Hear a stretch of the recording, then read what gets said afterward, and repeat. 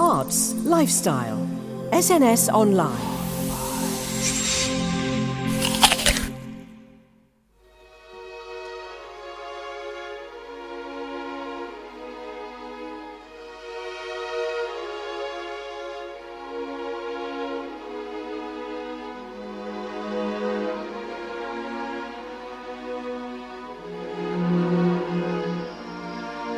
But soft. What light through yonder window breaks? 'Tis the east, and Juliet is the sun. Arise, fair sun, and kill the envious moon who is already sick and pale with grief. Hello and welcome to SNS Online and our third in our Bitesized series featuring vibrant and challenging new theatre across the UK. Today we head to Southampton to lose ourselves in the heightened romance and drama of the world's most famous couple, well, aside Adam and Eve, Romeo and Juliet. But this is Romeo and Juliet with a rather significant twist. Oh, it is my man. Oh, it is my love.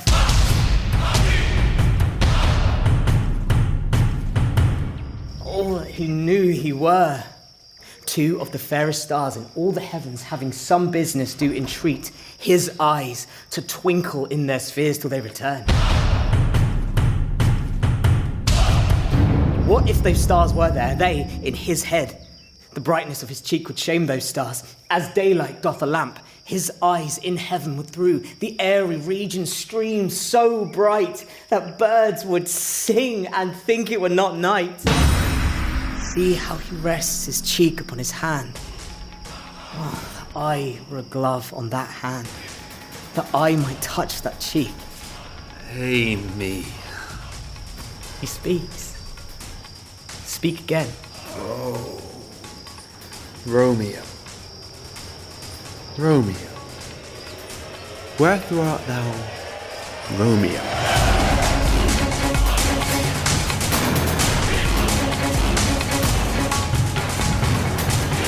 An all-male version of Shakespeare's arguably most famous play, featuring opposing rugby teams representing the houses of Montague and Capulet respectfully.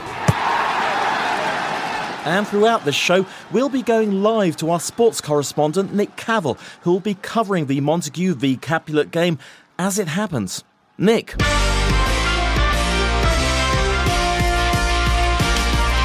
Capulets and Montagues were both poised for conquest today, and they've got a battle on their hands in their quest to be respected as the top dog in the Kingdom of Verona. Hey, nonny nonny, this is not. As the players get ready to cry havoc and win the Verona League Championship.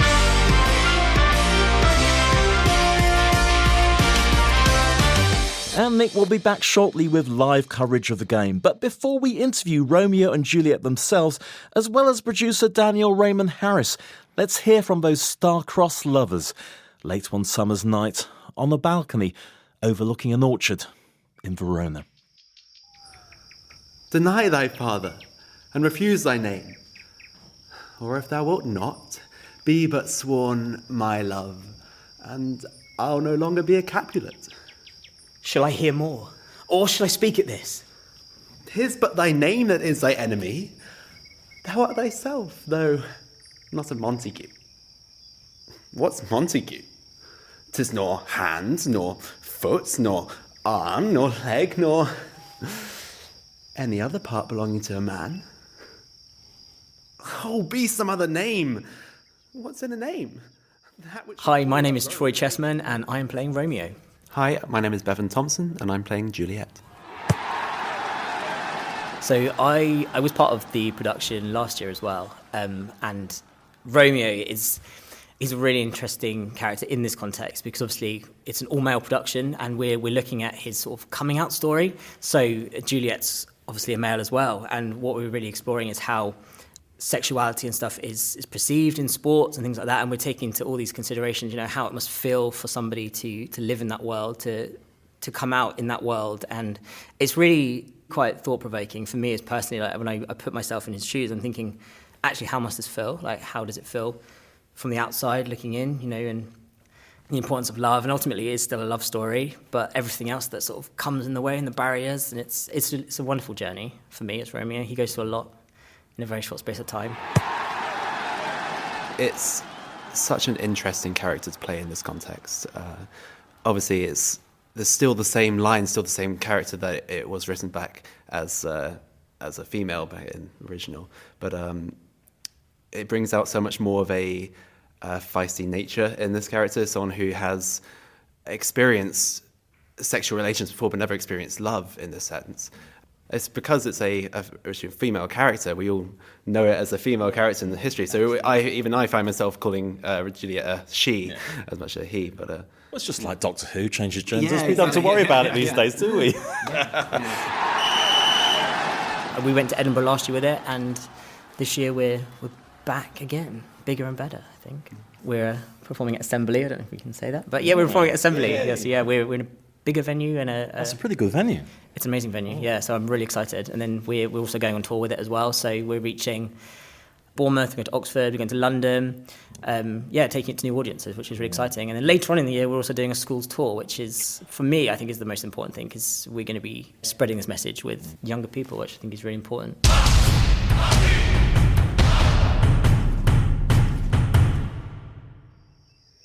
I have night's cloak to hide me from their sight, and but thou love me, let them find me here. My life were better ended by their hate than death prorogued, wanting of thy love. Dost thou love me? I know thou wilt say aye, and I'll take thy word. Yet if thou swearest, thou mayest prove false. At lovers' perjuries then say, Jove laughs. Oh, gentle Romeo, if thou dost love, pronounce it faithfully. Daniel Raymond Harris, the show's producer. So we went up to Edinburgh Fringe to kind of test the water and kind of go, we're a new company, let's make this show that has all of our mistakes and we get it all wrong and then come back with a tail between our legs and start fresh. That is the complete opposite of what happened, thankfully. We had some fantastic reviews, 4 and 5 stars, had a sellout run. So we then kind of went, okay, we now need to reconsider what the plan was and remount it, and which is what we're doing now. For me personally, Matthew Bourne and everything he does with dance has always been a huge influence. And I've kind of been reinventing stuff for years to varying degrees of success. But this idea has always been there. Romeo and Juliet has always been my favourite play, and it's always been the one I've wanted to reinvent. And the idea of making it all male and how could we make that work, and we kind of we like the idea of 2 rugby teams. That's for 2 houses. Absolutely, yeah. So instead of 2 houses, it was 2 rugby teams, and we decided on that because we thought that rugby was the sport you could be most theatrical with. The movement itself is very choreographed. You have certain moves. You have a line out. You have a scrum. You have all of this that are movements that have to happen in a game. So some wonderful choreography to look forward to as well. Yes, so we have moments throughout, because it's a physical theatre piece, where there is movement, but there is a rugby game in the show which has lifts and all of that stuff that you can look forward to. And we're live now to our sports correspondent, Nick Cavell, who's at the scene. Apparently it's turning into a bit of a Florin Dreadful, Nick.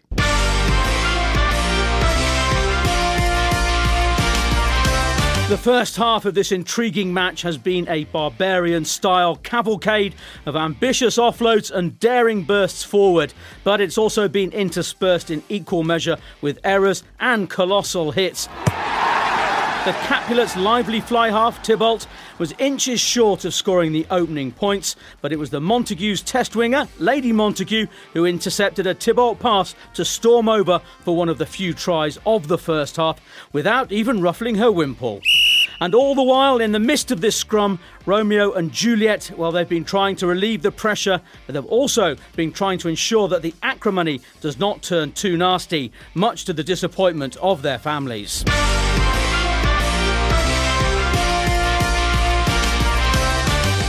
Now, this version of Romeo and Juliet obviously allows you to explore the very important and relevant theme of toxic masculinity. Is this an issue that never really seems to go away? Absolutely. I think it's an issue that's been there since the beginning of time, basically, but is only now really coming to the front of everyone's kind of thoughts. As a gay man that enjoys a pint and rugby, it's always something that, but then also has worked in gay clubs in his life, is they're kind of unfortunately been two separate worlds, and it's always weird that you can like both. Yeah. People don't seem to get that Absolutely. idea that we can be quite three-dimensional like other people. Oh, absolutely. Like, I can have a pint and enjoy the rugby, and then in the evening go and see musical theatre and sing along to every single word. But that's what it should be. And I think it's a shame, especially in our community, that that's still a thing, that it's still that you're either straight acting or femme. Like, you can't be a bit of both. But within the play itself, we're taking that idea of toxic masculinity and throwing it into the fire.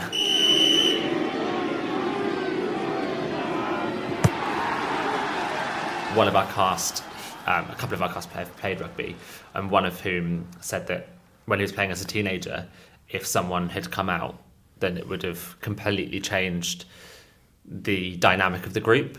And even though that he's not homophobic and he doesn't think that any of his team were, it would still be a threatening to their masculinity that a gay man was in the showers, in the locker room, and all of that lot, even though for 5 years they'd been getting changed and it being nothing and probably doing the laddish thing of arse slapping and all of that lot. But the second that you put... And the rest. Absolutely, yeah. Initiations, what? Yeah, that it would completely change the dynamic. And that was really interesting to explore. And I think as well, I think the reason our conversations have gone further is because everyone involved in the project is in the arts, and the arts, as a sweeping generalisation, is far more accepting than would be. So I think even if you do play rugby and are an actor, you're still slightly weighted towards this kind of more liberal way of thinking. So we had to kind of step back and go, we know these characters aren't us, and they're completely not going to think the same way we do because of how liberal the arts is as an industry. By yonder blessed moon, I swear that tips with silver all these fruit Oh, trees. swear not by the moon, the inconstant moon, which monthly changes in her circled orb, lest that lie love prove likewise variable. What shall I swear by? Do not swear at all. Or if thou wilt, swear by thy gracious self, which is the god of my idolatry, and I'll believe thee. With my heart's dearest love. Well, do not swear. Though I joy in thee, I have no joy in this contract tonight. 'Tis too rash, too unadvised, too sudden, too like lightning, which doth cease to be ere once it lightens. Sweet, good night. This bud of love, by summer's ripening breath, may prove a beauteous flower when next we meet. Good night. Good night. But you're taking this to schools as well, which I think is very, very progressive. I mean, are you worried at all by the reaction of some of the boys in the class? Because they might be giggling and embarrassed and come from all sorts of different backgrounds who might have different attitudes about homosexuality. And that is, in a sentence, exactly why we're doing it. It's very brave. Yeah, just to challenge and just to open eyes. I think the play is going to be very bold. There's only certain things that we're going to take out of it, and that is that there's some nudity in the show, and that's... Just take the out. Exactly, yeah. No just to spread the good words. Sorry, I don't know, just apologize. We're just taking the nudity out, but we think all of the actual content we're not going to take out. We have said that it's for GCSE and sixth form, so it's kind of years 10 upwards. So hopefully they'll be a bit more cool. Absolutely, yeah. And I'm just hoping that if there is that kid that does giggle and has a negative impact, that reaction, that everyone around him is kind of like, shut up. Yeah, and I think if it helps the kid that isn't quite aware of themselves or is fully aware of themselves and doesn't know how to speak to anyone, unfortunately the ending is not the most positive ending for the characters, but it's very sort of typical of gay drama, and then 50s absolutely. and 60s, all very tragic. and that is something that we'd like to explore in further shows, of not just showing a negative, but unfortunately, when you say that in the prologue that two characters are going to die, you can't really change that.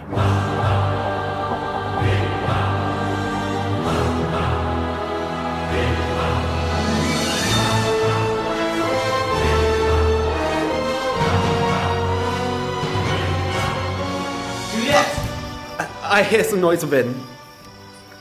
Dear love, adieu. 1,000 times good night. 1,000 times the worse to want thy light. Love goes towards love, as schoolboys from their book, but love from love towards school with heavy looks. Sleep, dwell in thine eyes, peace in thy breast. Would I were sleep and peace so sweet to rest. Do you think that this could be the start of a number of great romances reimagined with an all-male cast? So going back to Matthew Bourne, you've got Swan Lake that he is reimagined all male. You've got HMS Pinafore, which has an all male cast. They're definitely there, but I think it's lucky for us at the moment. They're quite niche. I mean, I'm thinking of things like Pride and Prejudice and all sorts. Absolutely, yeah. So we're looking. I have to marry off all my boys. Yes, absolutely. Ooh, fuddy-da. And then I think that's interesting, isn't it? Because that it changes so much. So the characters, and you kind of go, oh, that's weird. By placing men in those roles, how they're behaving to each other is weird. So, for example, in Romeo and Juliet, Lord Capulet is trying to marry off Juliet to Paris, and then when we looked at it, we were like, "Oh, that's so weird that this man is trying to marry off his cousin in this." So, how do you get around that then? So we still did it. We still go for it. We kind of went, oh, do we change this? And then we're like, that's not the point of what we're doing. It's almost like you're accepting it's a parallel world. This is fantasy on a certain level, yeah. but you're still getting the important points that you're making. Yeah, absolutely. And we want to kind of hold that mirror up and make people still think, oh, that's weird that he's marrying off a man. Oh, but that's weird that I'm thinking that. So we don't want to change it because we want to. So you're actually challenging yourself during absolutely 100%. Yeah, we could have easily gone, let's just skip over that bit because it's a bit difficult. But that's not the point. And that I think that then silences the fact that women have been married off for years by men in their family.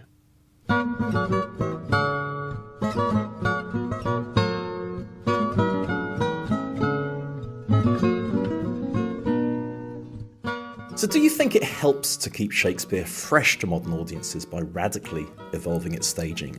Shakespeare, and I'm speaking from my own experiences at school, was always kind of seen as, we've got to do Shakespeare, we've got to pass an exam on it. And I think... I wanted to go back in time and bump him off, so I didn't have to study him, and Chaucer as well. But absolutely. There you go, just threw Luckily, that in. I missed him. But yeah, and I think that's... Education at the moment is just about ticking boxes and passing an exam.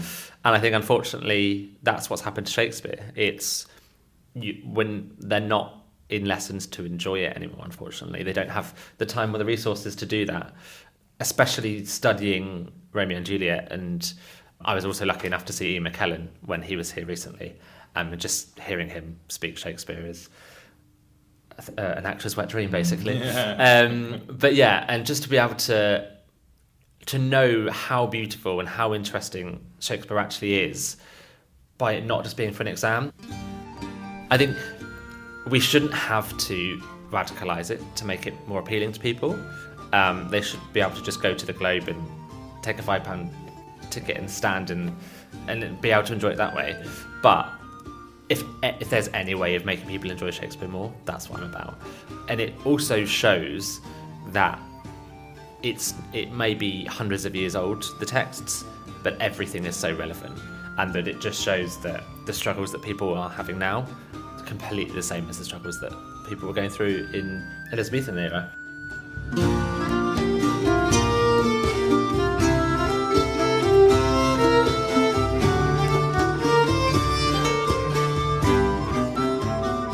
So Daniel, best of luck with the run. Remind us where it's going to be played in the country. Absolutely. So on the 18th of May, we have a preview performance of the show. That's at Hanger Farm at Totton. There's a Q&A afterwards so that we can get feedback from the audiences so that we can build the show on audience feedback. Then on the 1st of June, we're at the Old Fire Station in Oxford. There's 2 performances on that day. And then on the 30th of June and the 1st of July, we're at the King's Head Theatre in London, both at 7 o'clock on both of those days. And then on the 11th of July, we are at the Shelley Theatre in Bournemouth. and that's on a Thursday. The rest of it more of the weekends. And then we're up to Edinburgh for the Edinburgh Festival for the whole run this year. So yeah, That's brilliant. At the Assembly Room. the Assembly Rooms at their brand new venue, the Bijou venue. So yeah, please do come and see it.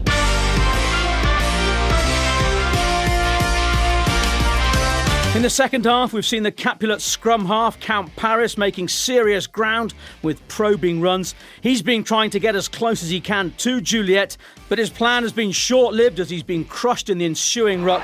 All this as the hapless Prince Aeschylus watches on from his wing.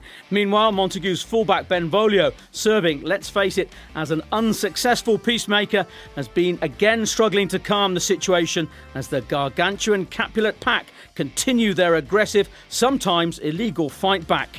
And what I can tell you is that we're set for an extended period of injury time today. Nurse really has had her hands full towards the end of this game, and from what I've seen so far, there's worse to come. The only thing that will ultimately reconcile these feuding families is a bloodbath. For never was a story of more woe than this of Juliet and her Romeo. Nick Cavell, Sports Nonny Nonny, at the Globe in Stratford.